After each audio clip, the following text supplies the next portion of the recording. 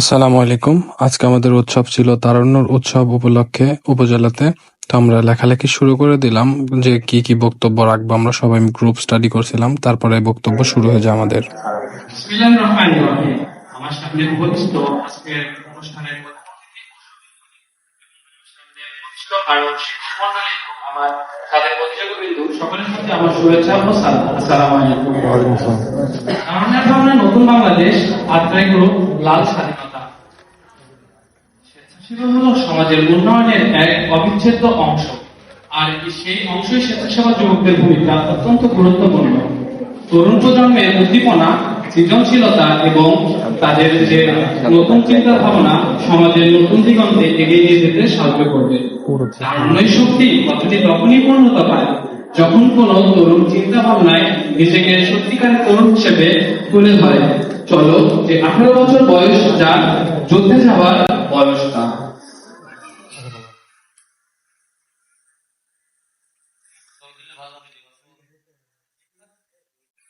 দুর্নীতি ক্ষেত্রে যুবকদের ভূমিকা হবে সবার শীর্ষে। যেখানে দেশের খেটে খাওয়া মানুষ তাদের ন্যায্য মূল্য পাবে, যেখানে কারো বাক স্বাধীনতা হরণ করা হবে না, যেখানে মানুষ নিজের ভোটাধিকার সর্বস্বতভাবে করতে পারবে। বিশ্ববিদ্যালয়গুলো অবৈধ দখলদারের হাত থেকে মুক্তি পাবে, যেখানে একজন বিশ্ববিদ্যালয়ের শিক্ষার্থীকে আর অবৈধভাবে সিটের জন্য তার বৈধ সিটের জন্য কারো তদারকি করতে হবে না। আমাদের যুবকদের সরকারি প্রশিক্ষণের মাধ্যমে আত্মকর্মী থেকে একজন দক্ষ উদ্যোক্তা হিসেবে তৈরি করতে হবে। দেশের প্রতিটি স্থানে মাদক ব্যবসায়ীদের বিরুদ্ধে রুখে দাঁড়াতে হবে। বর্তমান জলবায়ু প্রেক্ষাপটে গাছ লাগান, পরিবেশ বাঁচান, শীর্ষক কর্মশালা গঠন করতে হবে। সকলের নিজ নিজ অবস্থান থেকে পরিষ্কার পরিচ্ছন্নতা বজায় রেখে সুন্দর একটি দেশ উপস্থাপন দিতে হবে আমাদের। যুবকদের স্বাস্থ্য সচেতনতা সৃষ্টি, রক্তদানে উদ্বুদ্ধ করতে হবে। সমাজের যে কোনো দুর্যোগে অগ্রণী ভূমিকা রাখতে হবে দেশের যুবকদের।